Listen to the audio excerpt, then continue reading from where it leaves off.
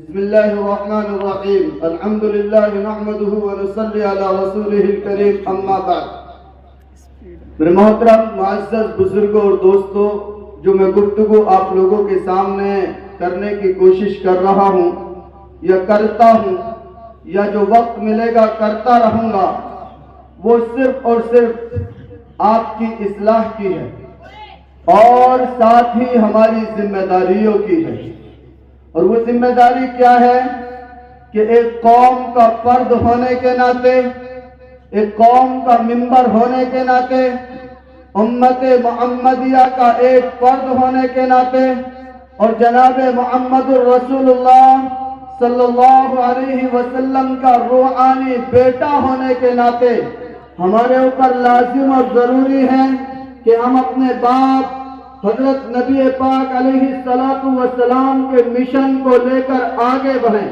میرے محترم اور معزز بزرگوں اور دوستوں، میرا مسئلہ صرف آپ سے یہ ہے، آپ کو شراب سے روکنے والے، زنا سے روکنے والے، بے حیائی کی گندگیوں غلاظتوں کو بتانے والے، سود اور بیاج کے حرام ہونے کے مسائل بتانے والے اور روز آپ کی اصلاح کی فکر کرنے والے، وہ جلسوں کے ذریعے سے یا وہ مساجد کے پروگرام کے ذریعے سے یا وہ دعوت و تبلیغ کی لائن سے، جن کی روز فکر یہ ہوتی ہے قوم میں اصلاح ہو جائے، معاشرے کی اصلاح ہو جائے، روزانہ پروگرام منعقد ہوتے ہیں، کبھی یہاں پر اصلاح کی بات ہے، کبھی دوسری جگہ پر اصلاح کی بات ہے، اور اصلاح کی کنڈیشنیں الگ، یہاں پر بے حیائی زیادہ ہے تو دوسری جگہ شراب زیادہ ہے، تیسری جگہ دیکھو تو آپس میں تفریق ہے۔ یہ سماج کو اصلاح کرنے کی جو جد و جہد لوگ کر رہے ہیں، میں اس کے بنیاد پر آپ کو لے جانا چاہتا ہوں، اور اس کی بنیاد یہ ہے، اس کی بنیاد جہالت ہے، اس کی بنیاد ناخواندگی ہے، اس کی بنیاد ان پڑھ پن ہے اور ان ایجوکیشنل سماج ہے۔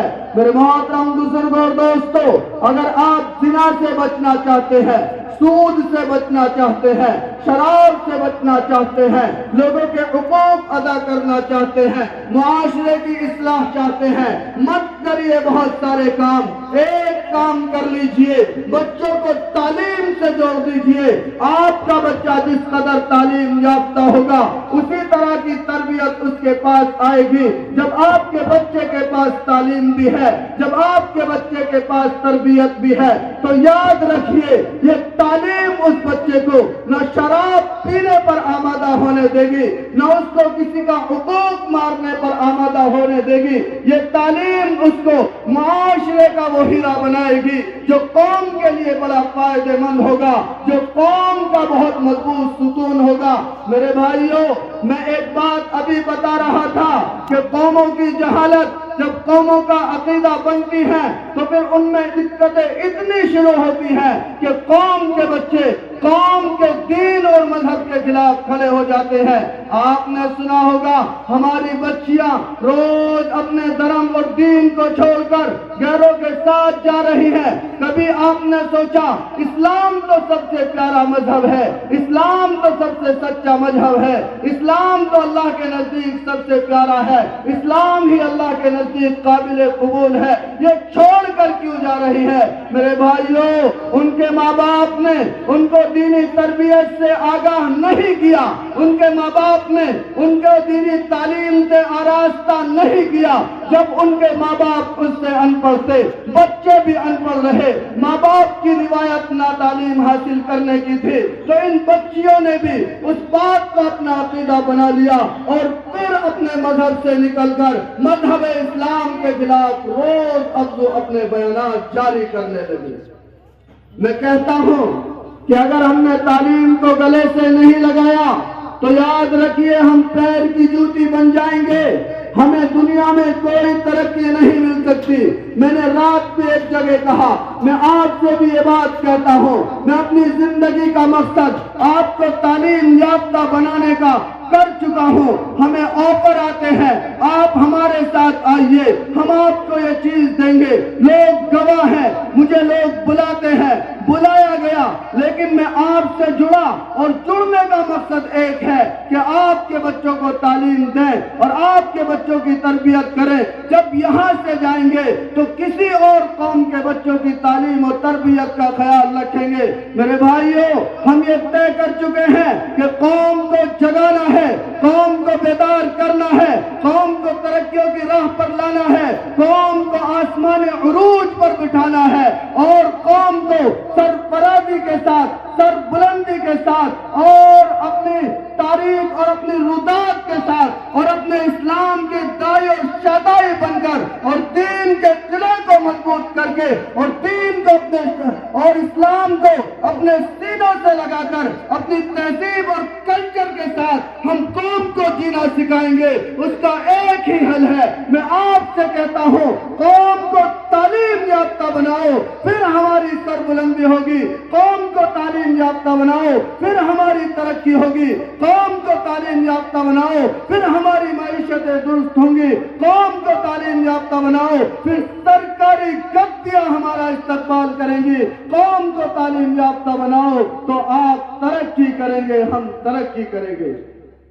اور اگر یہ قوم طے کر چکی ہے کہ اسے تباہ ہونا ہے، یہ قوم طے کر چکی ہے اسے برباد ہونا ہے، یہ قوم طے کر چکی ہے کہ اسے اس طرح سے بے نام و نمود ہو جانا ہے، اس کے نام و نشان کو مٹ جانا ہے، تو پھر سنو، خریدو بڑی بڑی زمینیں، پھر سنو کہ بڑے بڑے شادیاں کرو، پھر سنو بڑے بڑے مکانات بناؤ، پھر تمہارے بچے جوا کھیلیں، پھر تمہارے بچے شراب پیے، تمہارے بچے بے حیائی کے کاموں میں ملوث رہے، اور یہی چلتا رہا تو کسی کو مٹانے کی کوئی ضرورت نہیں ہے۔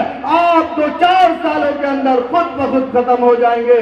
اور اگر یہ طے کر لیا ہے کہ اب ہمارے پاس سونے کو کچھ بھی نہیں، پانے کو ہی سب کچھ ہے، ہم نچلے پائدان پر آ چکے ہیں، تو آج طے کرو کہ قوم کا ایک ایک بچہ بغیر تعلیم کے گھر میں نہیں بیٹھے گا۔ میرے محترم بزرگ اور دوستو، میں بہت ساری باتیں بتا سکتا ہوں، بہت ساری روایتیں سنا سکتا ہوں، بہت سارے سروے اور رپورٹ بتا سکتا ہوں، لیکن مجھے زیادہ بتانے کی ضرورت نہیں ہے۔ میں آپ سے ایک بات کہہ رہا ہوں، آپ کا بچہ صرف آپ کا نہیں ہے، وہ قوم کا بچہ ہے۔ جب آپ کا بچہ برباد ہوگا، قوم کا بچہ خود بخود برباد ہو جائے گا۔ اس لیے آپ اپنے بچے کی فکر کیجئے، یہ قوم کی سب سے سچی اور اچھی وفاداری ہے، ورنہ آپ قوم کے غدار ہیں۔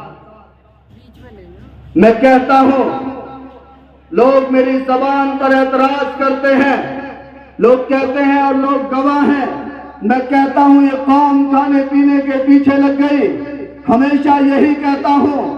کیوں کہتا ہوں؟ اس لیے کہتا ہوں کہ 70 سالوں سے آپ کو کھانے پینے کے پیچھے لگا کر دوسری قوم آسمان پر بلندیوں پر فائز ہو گئی، اور آپ اپنے وجود کو روڈوں پر تلاش کر رہی ہے۔ جب آپ کے بچے کا نام کوئی مسلمان دیکھ لیتا ہے، پھر آپ کے بچے کو کرائے کا کمرہ نہیں ملتا۔ جب آپ کے بچے کا نام کوئی مسلمان سن لیتا ہے تو پھر وہ آپ کے بچے کو نوکری پر نہیں رکھتا۔ کیوں ہوا ہے یہ ایسا؟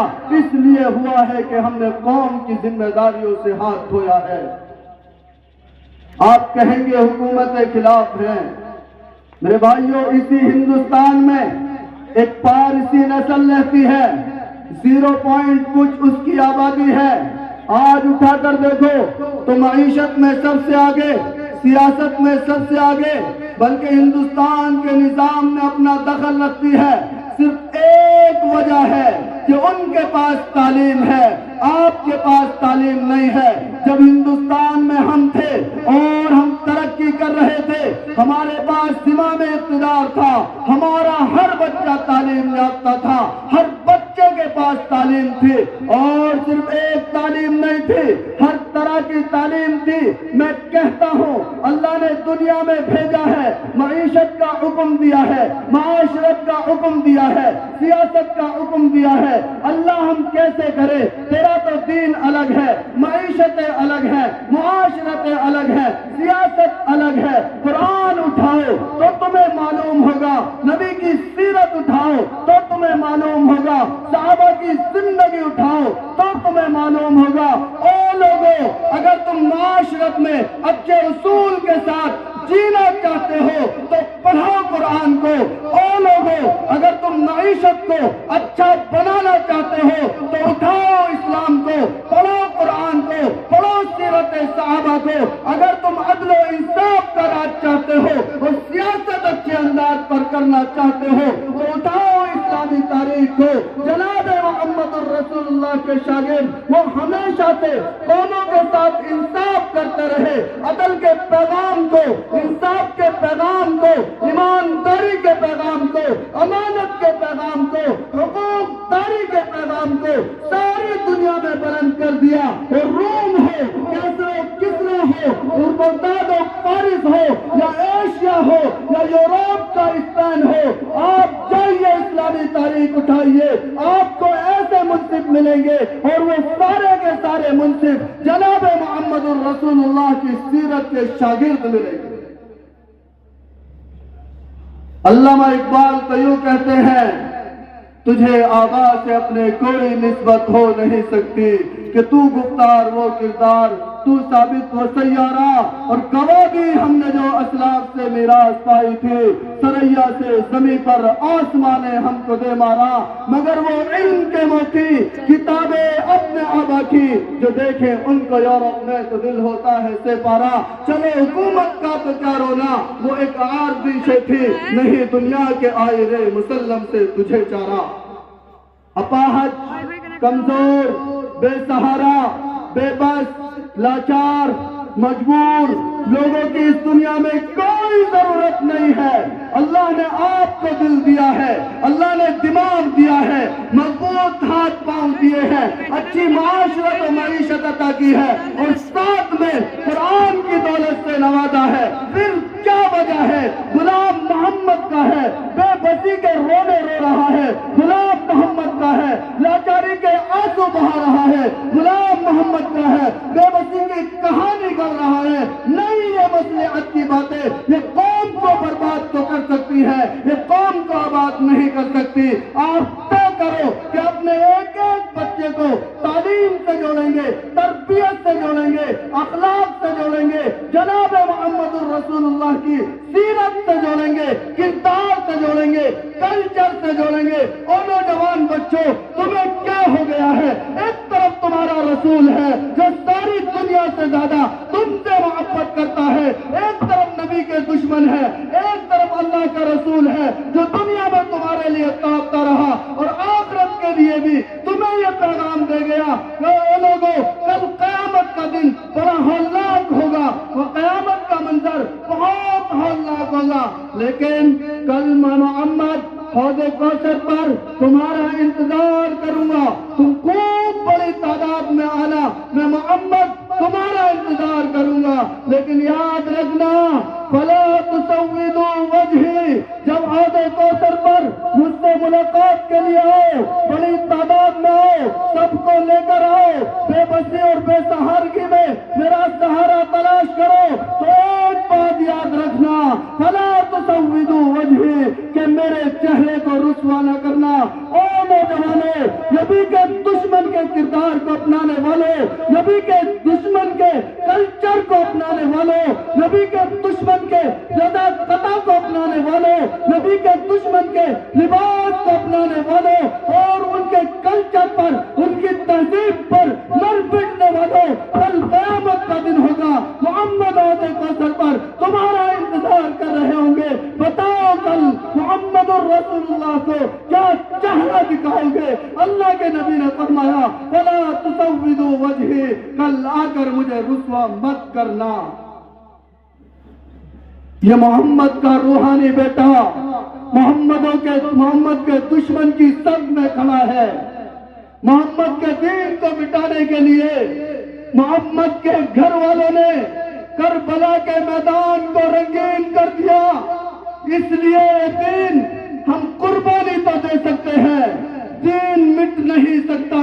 ہم زندگی کو ختم کر سکتے ہیں, اپنے ہوتے ہوئے دین پر آج گوارا نہیں کرتے. تو پھر اس قوم کو کیا ہو گیا؟